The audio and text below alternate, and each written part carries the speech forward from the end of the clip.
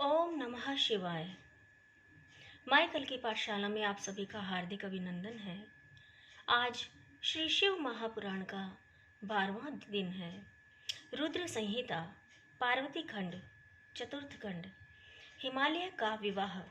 सती जी ने यज्ञ में अपना शरीर त्यागने के पश्चात हिमालय के घर जन्म लेने का विचार किया, क्योंकि शिवलोक में स्थित मेनका ने सती देवी के लिए आराधना की थी। इस कारण सती मैना की पुत्री बनी। इस जन्म में उनका नाम पार्वती हुआ।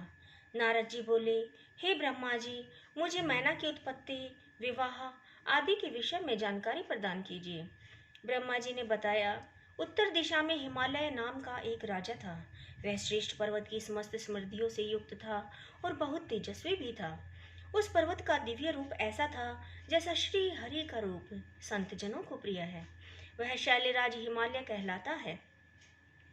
राजा हिमालय ने अपने वंश की वृद्धि के लिए विवाह करने की सोची। सभी देवता मिलकर पितरों के पास जाकर बोले, आप देव कार्यों हेतु अपनी पुत्री मैना का विवाह हिमालय के साथ कर दें। इससे सभी का भला होगा और देवताओं के रास्ते में आने वाली आपत्तियां नष्ट हो जाएंगी। पितृगणों ने अपनी पुत्रियों के श्राप की बात का स्मरण करके मैना का विवाह पर्वतराज हिमालय से कर दिया। उस विवाह में ब्रह्मा, विष्णु, शिव आदि सभी देवता शामिल हुए। विवाह उत्सव के पश्चात सभी देवता और मुनिवृंद शिव पार्वती का ध्यान करके अपने अपने लोकों को प्रस्थान कर गए। पूर्व कथा। ब्रह्मा जी ने बताया, हे नारद, मेरे पुत्र दक्ष के 60 पुत्रियां उत्पन्न हुई। उनमें से स्वधा नाम की पुत्री का विवाह पितृश्वरों के साथ हुआ। उसने 3 कन्याओं को जन्म दिया। बड़ी पुत्री का नाम मैना, मंझली कन्या का नाम धन्या और सबसे छोटी कन्या का नाम कलावती था। एक बार तीनों कन्याएं श्वेत द्वीप में भगवान श्री हरि के दर्शन करने गई। उसमें वहां बड़ा भारी उत्सव मनाया गया। उसमें सनकादिक ऋषि भी आए। सनकादिक ऋषि के आने पर उनका स्वागत करने के लिए सब लोग खड़े हो गए, परंतु ये तीनों बहनें खड़ी नहीं हुई। इस पर सनकादिक ऋषियों ने उन तीनों को श्राप दिया कि तुम तीनों बहन श्रुति को जानना चाहती थी, परंतु तुमने अभिमान के कारण नमस्कार करने की आवश्यकता नहीं समझी, इसलिए तुम स्वर्ग से दूर जाकर मनुष्य बन जाओ। यह सुनकर दोनों बहनों ने अपने सिर झुकाकर ऋषि को प्रणाम किया और प्रार्थना करने लगी, हे मुनि श्रेष्ठ, आप प्रसन्न हो जाइए। हम तो मूढ़ हैं, आप हम पर ऐसी कृपा करें कि हमको स्वर्ग प्राप्त हो जाए। ऋषि सनत कुमार शिवजी की माया से प्रभावित होकर बोले, हे पितरों की तीनों कन्याओं, अब तुम प्रसन्न होकर मेरी बात सुनो। यह बड़ी कन्या मैना पर्वतराज हिमालय की पत्नी होगी और इससे पार्वती नाम की कन्या उत्पन्न होगी, जो भगवान शंकर की पत्नी बनेगी। दूसरी कन्या धन्या राजा जनक की पत्नी बनेगी और इससे महायोगिनी लक्ष्मी स्वरूपा सीता जी उत्पन्न होंगी, जो भगवान श्री राम की पत्नी बनेगी। तीसरी कन्या कलावती राजा वृष भानु की पत्नी बनेगी, जो महामाया राधा को जन्म देगी। मैना को पार्वती का वरदान प्राप्त होगा कि वह कैलाश तक जाएगी। तुम तीनों पितरों की कन्या होने के कारण पृथ्वी पर भी स्वर्ग के विलास प्राप्त करोगी। इस प्रकार कहकर मुनिराज सनकादिक अंतर्धान हो गए। इसके पश्चात वे 3 बहनें भी अपने निवास स्थान को चली गई। उमा की स्तुति। हिमालय मैना से विवाह करके अपने घर आए और सुखदायक स्थानों में मैना के साथ झूम झूम कर विहार करने लगे। एक बार देवताओं के साथ श्री हरि वहां आए। हिमालय ने उन्हें देखकर कहा, मैं आपके दर्शन पाकर कृतार्थ हुआ, मुझे क्या आज्ञा है। तब श्री हरि ने कहा, जगदम्बा, सती के शरीर त्यागने की बात तो आपको पता ही है। अब आप ऐसा प्रयत्न करें कि वे आपके यहाँ जन्म लेकर देवताओं के कार्यों को संपन्न करें। श्री हरि के ऐसा कहने पर हिमालय ने कहा, आपकी आज्ञा शिरोधार्य है। सभी देवता शंकर भगवान की पत्नी उमा की स्तुति करने लगे। हे माता, आप हमेशा शिवलोक निवासिनी हो और सर्वदा शिव जी की प्रिय हो। हे माता दुर्गे, हम सब देवता आपको प्रणाम करते हैं। जब देवताओं ने भगवती उमा की स्तुति की तो कष्ट निवारणी दुर्गा देवी उनके सम्मुख प्रकट हुई। सभी उपस्थित देवता उनको प्रणाम करके स्तुति करने लगे। हे माता, हमें क्षमा कीजिएगा तथा सनत कुमार के वचनों को पूर्ण करने की कृपा कीजिएगा। अब आप पृथ्वी पर अवतार ग्रहण कर शिव जी की पत्नी बनकर अपनी अद्भुत लीलाओं से देवताओं को सुखी बनाएं। देवी ने भगवान शिव जी का स्मरण कर कहा, हे मुनियों एवं देवताओं, मैं पृथ्वी पर अवतार अवश्य ग्रहण करूंगी। इससे देवताओं के दुख दर्द दूर होंगे। मेरे अवतार लेने के और भी कारण हैं। इससे पहले हिमाचल और मैना ने भी मेरी आराधना की है। अब भी वे भक्तिपूर्वक मेरी सेवा करती हैं।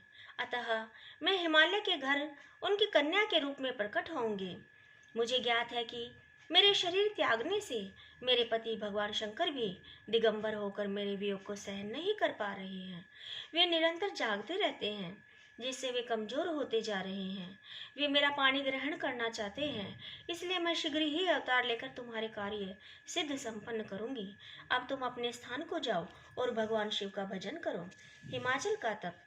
ब्रह्मा जी ने बताया, जब देवता हिमाचल और मैना को उपदेश देकर लौट गए तो दोनों उमा देवी की आराधना करने लगे। उन्होंने चैत्र माह से लेकर 27 वर्ष तक व्रत किया। व्रत की समाप्ति पर दुर्गा भवानी उमा प्रसन्न होकर उनके सामने प्रकट हुई और उनसे वर मांगने के लिए कहा। हिमाचल ने उनसे 100 पुत्र तथा पुत्री के रूप में उमा देवी से स्वयं प्रकट होने की इच्छा प्रकट की। देवी ने उनसे तथास्तु कहा और अंतर्ध्यान हो गई। कुछ समय पश्चात मैना के गर्भ से ज्येष्ठ पुत्र मैनाक का जन्म हुआ। वह इंद्र के द्वारा पर्वतों के पर काटने पर समुद्र में छिप गया और समुद्र से मित्रता कर ली। हिमाचल तथा मैना दोनों ही देवी उमा और भगवान शिव के ध्यान में लगे रहते थे। उत्तम समय पर मैना रानी ने गर्भ धारण किया और समय आने पर सती प्रकट हुई। उमा भी कन्या के रूप में प्रकट होकर सांसारिक जीव की तरह रुदन करने लगे। कन्या के रुदन को सुनकर सब प्रफुल्लित हो गए। उनका नामकरण संस्कार हुआ तथा अनेक प्रकार के दान आदि वितरित किए गए। देवी जगदम्बा भी नाना प्रकार की क्रीड़ाएं करने लगी और युवती बन गई। एक दिन भगवान शिव जी की प्रेरणा से हिमाचल के घर आए। हिमाचल ने तुम्हारा आदर सत्कार किया और कन्या के भविष्य के विषय में पूछा। तुमने बताया कि कन्या बहुत भाग्यशाली है, परंतु इसका पति दिगंबर, निर्गुण, काम वासना रहित, भोगी, माता पिता से हीन, अभिमान रहित साधु वेशधारी होगा। तुम्हारी यह बात सुनकर हिमाचल और मैना बहुत दुखी हुए, परंतु हे नारद, तुमने उनको आश्वासन दिया कि ये सभी लक्षण शुभ हैं, क्योंकि भगवान शंकर इसके पति बनेंगे। इसलिए पार्वती को शिव जी की प्राप्ति के लिए तप करना होगा। पार्वती का स्वप्न। एक बार मैना ने अपने पति हिमाचल से कहा, पार्वती अब बड़ी हो गई है, अतः इसके लिए वर की तलाश कीजिए।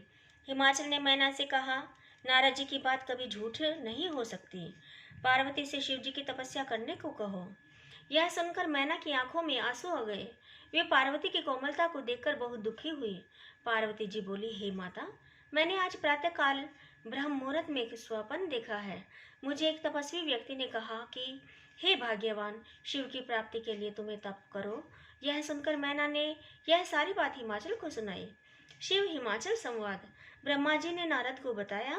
कुछ समय के पश्चात भगवान शिव जी नंदीश्वर आदि गणों के साथ हिमाचल के उस प्रदेश में पधारे जहाँ पतित पावनी गंगा जी ब्रह्मलोक से नीचे गिर रही है। वह स्थान देकर शिव जी उसे तप के योग्य समझकर आत्मचिंतन करने लगे। शिव जी के आगमन का समाचार सुनकर हिमाचल उनके दर्शन करने गए। उन्होंने शंकर जी को प्रणाम कर उनका विधिवत पूजन किया। भगवान शंकर ने हिमाचल से कहा कि मैं यहाँ तप करने के विचार से आया हूँ। आप ऐसी व्यवस्था कर दें कि मेरी तपस्या में कोई विघ्न न पड़े।